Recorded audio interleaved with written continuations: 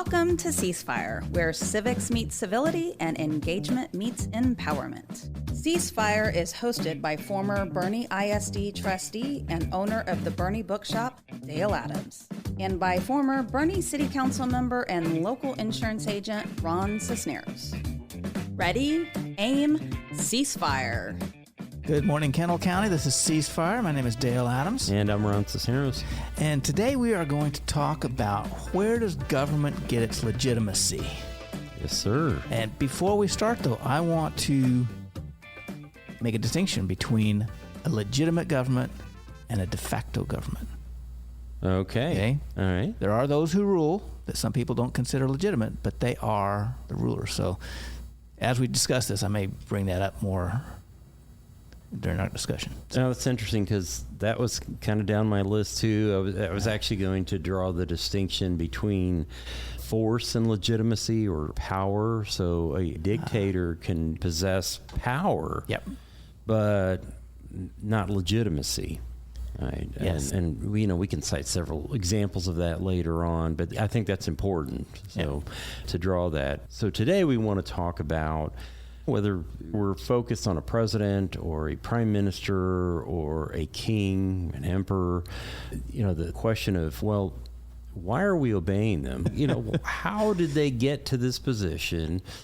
And where we all acknowledge that, they're our leader and they're legitimate. Yeah. And we'll talk about the several ways that happens. Yes, and they've changed over time. Yeah. I mean, I don't think they had elections 1,000 years ago. No. Definitely didn't have voter ID. Here we go. You're going to get really into the hot topics now, right? Yeah. And like with so many ideas that I've had recently, this is another one that's school related. I had to write a paper. I'm taking a modern China history class that starts in the mid-1600s. I don't know how that's modern, but it started there. For them it is. Yeah. We're in the 1940s now, and I'm like, oh my gosh, But anyway, so I wrote something about the mandate of heaven in one of my papers, and I thought, and I was talking to Dale about this the other day, and I was writing about that. Well, I got to writing about the Long March and how that's sort of been turned into this big giant myth. Yeah. And then I thought, well, that's really not unlike our story of George Washington and the Potomac and the cherry tree. And so we developed these myths to to legitimize our own national story, right? I mean, if Washington, the story of the cherry tree is he chopped it down and he confessed to his dad that he had done that, and so he's a virtuous man, and therefore everything he did was virtuous, including revolting against the king, or rebelling against the king. So anyway, there we go. That's how we got here, and I'm going to let Dale take over, and I want to sit back. One thing I find interesting is that the legitimacy aspect of a ruler has changed a lot over time. Yeah. We didn't actually used to have rulers way, way, way back in those tribal days, or whatever you want to call it, Garden of Eden. And over time, as we got more organized as societies, somebody had to sort of do that organizing and say, okay, you guys are going to do the crops, you guys are going to go hunt, you guys are going to do this and that, we're going to build a perimeter, whatever. But somebody has to sort of coordinate things, and that has gradually grown into being a leader, and then finally kings. And it's interesting that originally all these kings were dictated supposedly by God, right. The divine right of kings kind of thing. The pharaohs were actually gods on earth, supposedly. And all of these things came from God or from some supernatural source and not from the people. And that actually lasted a really long time. And then the Greeks sort of came up with this idea of, well, maybe we should have some input. Yeah. I know who these people are. And the divine authority thing, I mean, it's like, well, how do you argue against that? Somebody says, well, hey, I'm God ordained. I'm your leader. Oh my gosh. How do you argue against that? You can't disagree with God. Yeah, right. And right or wrong, that's where they derive their authority, their legitimacy. Say, hey, God put me here. And And maybe there's some of that projection of power in there too that's at play, but they still recognize that for the most part. They recognize, or they believe that the king was put there by God, the Pope was put there by God. And so as long as the people accepted that. And that is the key, that all these legitimacy conditions are cultural based. Yeah. Today we wouldn't accept somebody that said, it's God's decided I'm going to be king. We wouldn't accept it because our culture does not accept that. If you go back, 1,000 years and say, I think all the peasants need to vote on who the king is, they wouldn't accept that. Right. And if one of them came up here to our time, they'd say, what kind of system is this? Where's God told you who's going to lead? And so it's all of these legitimacy arguments revolve around the culture. Mm-hmm. And I find that fascinating because we sort of like to think of legitimacy as a bar that's not dependent on the people. It just exists. Mm-hmm. But it doesn't. It's a cultural thing. Yeah. Thinking about our own faith, the faith you and I share, biblically speaking, we had a king, we rejected that king, and that's where, for people of our faith, where, this idea that a king is divinely given, I think that's where that comes from. We went from judges into kings, and all of them were there so long as they were, and this almost starts to sound like the mandate of heaven, but so long as that they were right with God, they were able to maintain their kingship. Yeah. And once they went astray, it was bad not only for that king but for their subjects. Yeah. So I want to talk about mandate of heaven for a second, because I think that deserves a distinction, because it almost sounds the same. But that idea, and if you're not familiar with that out there in Radioland, that's the idea that, similar to our own idea, the divine right of kings, that the emperor of China had this mandate. Mm-hmm. And so his authority's coming from heaven, but it was conditional. And so they tended to believe that if you had a famine or a crop failure or a flood or an earthquake, raging fire, the emperor had lost his mandate. So he was out of alignment with heaven. So consequences reflected directly on the emperor, whether they had anything to do with him or not. Right. And so his legitimacy was lost if any of these things happened. So similar again to the divine right of kings, but a little different, because a king could have gone through any one of those things or all of them, and nobody could still, nobody could challenge his kingship. He was still king. Yeah. And I think some of that might come from the hereditary aspect of a lot of kings. In China, they were hereditary too, weren't they? For the most part? They were. Yeah. Okay. But, you're also talking about, this is so interesting. I could dive into this all day long, but you're talking about all these different dynasties, and they weren't all Chinese. The Manchurians and the Han. I mean, it's all these different groups, and they would claim their authority, basically like warlords. They just come in there and take out one group and then say, this was the mandate, Yeah. Well, that brings up, when you said warlord, I believe that there also exists the concept of the warlordism, what I call warlordism, where the leader is just the strongest guy on the block. And that has held in a lot of cultures that whoever's the strongest guy, who's got the biggest army, he's the ruler, and that's just the way it is, and we accept that, and we're okay with that. Right. In fact, I would argue that one of the big problems in Africa, post-colonialism, is that they have the big man concept for the leader, and the leader should be the big man. And however you want to define it, or however they do define it, I'm not absolutely positive, but it's the same kind of charismatic kind of leadership. The one that physically can control people is a ruler, and inner city gangs have the same kind of legitimacy of leadership, the mafia and whatnot. Whoever could pop off the other people, he was a leader, and that was okay because that's the way we do things. Yeah. And honestly, I think there are elements of that in American culture too. And if you look back, seriously, I mean, Donald Trump projects power. And I think some populism. And it's not just on the Republican side too. And for all of their, inclusivity and whatnot, the Democrats tend to, they worshipped Obama. Yeah. Or some did. And Graham Platner, the failed candidate for Senate in Maine, oh, he's an oyster farmer and he's got the beard and he's a former Marine. And even though they're the party of, the big tent, the big inclusivity thing and all that, they were still looking at this guy and sort of worshiping his masculinity, which I find interesting. And that sort of brings up the concept of charisma as the legitimizing factor. And that's pretty ephemeral. It comes and goes. And when that person goes, whatever group is ruling, they're gone. Peronism was like that. They sort of drew on the charisma of Perón. And I think that's the scariest kind because it's focused on one person and you never really know that person. Right. And like we found with Platner, people started learning later on, oh boy, geez, he's not that cool. Yeah. Or like they found with you when you were a trustee. Oh, that's a low blow.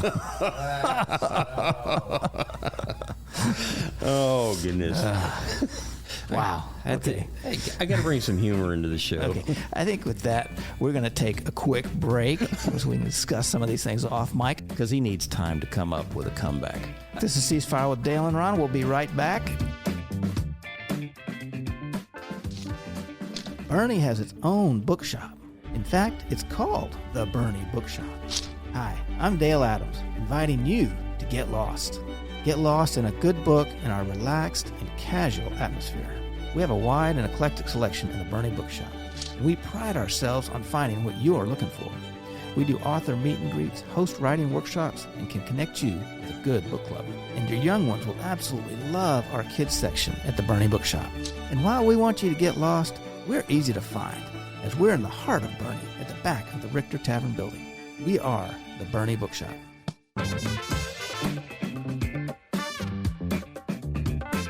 Welcome back. This is Ceasefire with Dale and Ron. We're talking about leadership and governments and where they get their legitimacy. And we went over a variety of styles and types. And maybe we should talk a little bit about the legitimacy of our government. All right. Yeah, that would be popular sovereignty. That's a little different. So we've discussed, just as to recover what we talked about earlier, the mandate of heaven, and we've talked about the divine right of kings.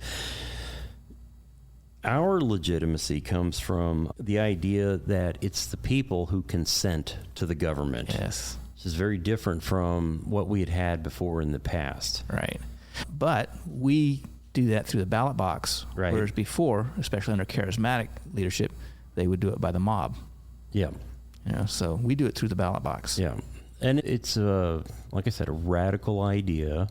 I think it's been successful because all of the registered voters have this say, then we all accept that government is legitimate because we put it in power. Right. It stays in our culture because everybody has a stake in it. Whereas all the other ones, they don't really have a direct stake in the outcome, whereas in ours it does. And so that's become a very strong part of our culture as far as the legitimacy of government goes. And it's spread across the world. And even dictatorships will run little elections just to make it look like they got elected by the people. Yep. They have 99% in their favor, and everybody will be like, oh yeah, we know that's not true. But it bestows legitimacy upon them in other people's eyes that believe in elections. Yeah. And I want to add to that. I'm glad you brought that up. In Britain, in England, they have elections, right? So what separates their legitimacy from our legitimacy? And I think the key difference is that we have a written constitution. Yeah. And so that's another form of legitimacy. So not only does our government have the consent of the governed, but we also have a constitution that provides legitimacy for our government. Right. The rules are written down. Yes. Black and white. Yeah. Now, everybody has different ideas of what the rules say, but that's why we have a Supreme Court to decide ultimately what they say. But there is a constitution. It's like you said, black and white.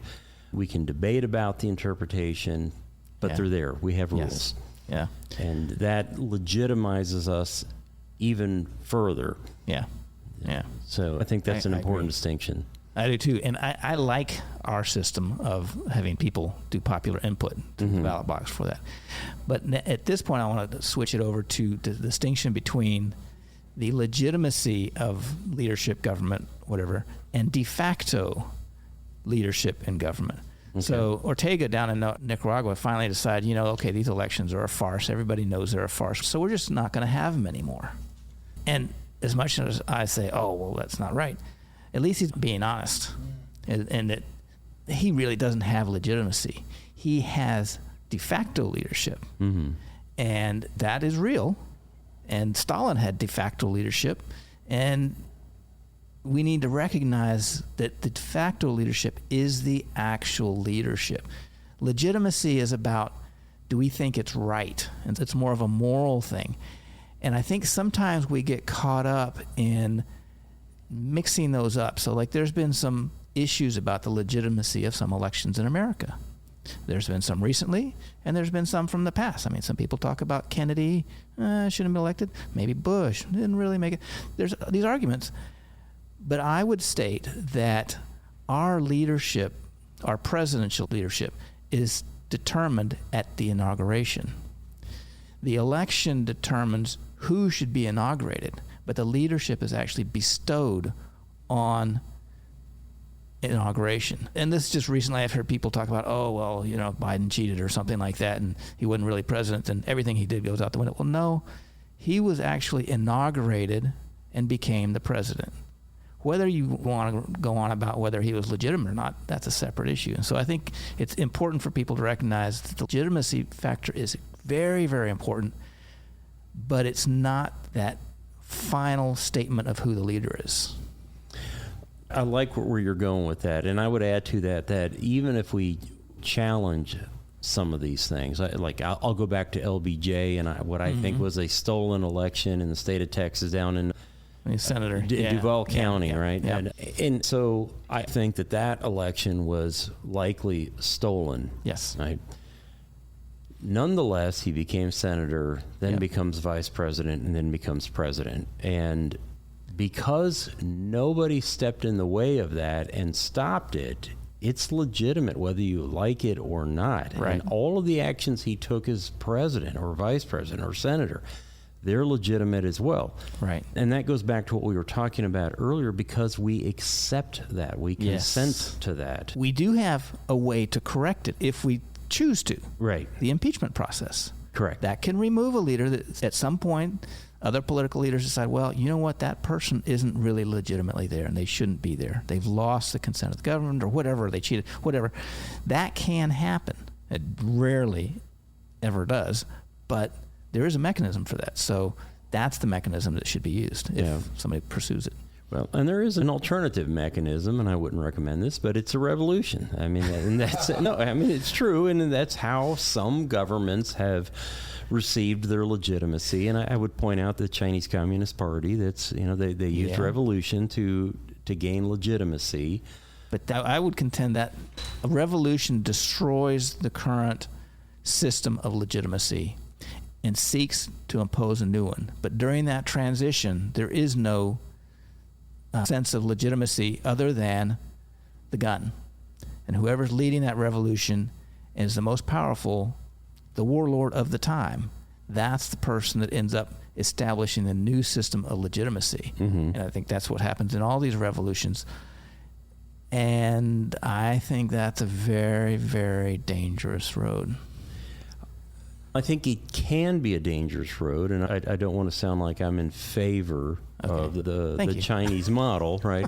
And certainly you could argue that at the time of their revolution that they were illegitimate or using power rather than gaining legitimacy through the normal processes. But I would say that today they can argue that, hey, we beat the Japanese, we beat the nationalists, we've provided economic security. Now let's forget the struggles of the Mayo years, right? But we've turned the ship around, we've provided economic prosperity, we've ended the century of humiliation, and their people, since they're not revolting, they've essentially consented to that government. They've said, okay, you're the rightful leaders. I agree. My point, I guess, was that they achieved their leadership initially through the legitimacy of being the strongest warlord, and then they created the new system of legitimacy, which has been accepted by the culture. Right. Yeah, I would go along with that. Yeah. So I want to touch on another area that governments gain their legitimacy. And this ties into the United States as well. And I would call that performance legitimacy. Hey, look at what we've done for you. You know, we clothe the poor. We provided you health insurance. We've given you Social Security. We've done X, Y, Z. Therefore, we are the legitimate leaders, and you need to reelect us. Well, I think that's a good point, but I think that is the discussion on the legitimacy rather than the actual legitimacy. Like the last thing you said was vote for us. That's the act of legitimacy. And I think all their accomplishments lead towards them getting elected, but say they weren't elected, but they'd still accomplished all that. Right. Then they wouldn't be the legitimate leaders. It's the voting that determines the legitimacy. Yeah. So that brings me to a question that I want you to answer because I don't want to answer it. How does the government lose their legitimacy? Are you talking in terms of our governmental system or any government just system? any government system. I think the first obvious answer is that they've lost the consent of the people. By not meeting the needs of the people. Right. Okay, that's the first thing. But it can also be undermined just by the cultural aspect. So in our country, culturally, we believe in elections. Well, everybody says they believe in elections.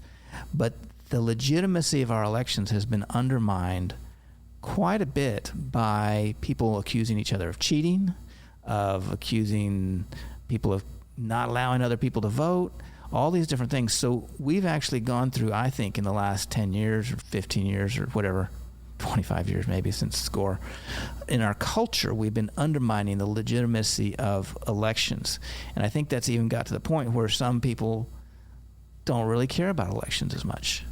And I'm not saying that leads to people not voting. I'm saying that some of our leaders are de-emphasizing the value of elections and the importance of elections. And so now they're perfectly willing to say, oh, well, he won, but he's not right because he cheated and it doesn't matter. And so the legitimacy process is a sham, is what they're saying. Yeah. And I think that extends also to the courts. So, currently, if the Supreme Court makes a decision, then people say, well, yeah, right, it's not legitimate because, they're all a bunch of right-wingers. Yeah. Or, that's Trump's court. When I think about what's going on now with the Democrat Socialists of America and how they want to get rid of the Senate and make the Supreme Court and the president subordinate to the Congress, right? And it's like, wow. So in their eyes, the government's already lost legitimacy. The Senate has certainly lost legitimacy, and so has the Supreme Court. Yeah. And they want to establish a new system of legitimacy. Right. Though, I'm not sure. Are they still in favor of elections? I'm not sure if they are or not. I don't know. I don't know enough about their platform. Most socialist organizations tend to drift towards totalitarianism or at least technocratism, where the technocrats lead regardless of what people elect. Yeah. And we sort of have a little bit of that in the administrative state. Regardless of who gets elected, we don't really have much oversight or control of what goes on. Some of the agencies like the Fed or a couple different ones. Right. You got a book for us today? I do have a book for us, and it's called The President's Fact Book, and it's a big, thick old book by Roger Mattez, and it's got all the presidents, it's got all the facts about their terms and controversies and what they did and what they didn't do and the people they ran against, and it's not quite up to date. It's about 2 years old, so it doesn't have the current administration in it, but it's a neat book, and if you're looking for a good resource on all the different presidents and the basics on them, we got it. All right. At the Bernie Bookshop. With that, we're going to go ahead and wrap it up. Thank you for listening to Ceasefire with Dale and Ron, and I wish you a legitimate government in your future, and we will see you next week. If you missed any of this, you can always go to BernieRadio.com and listen to our podcast or any of the other great podcasts.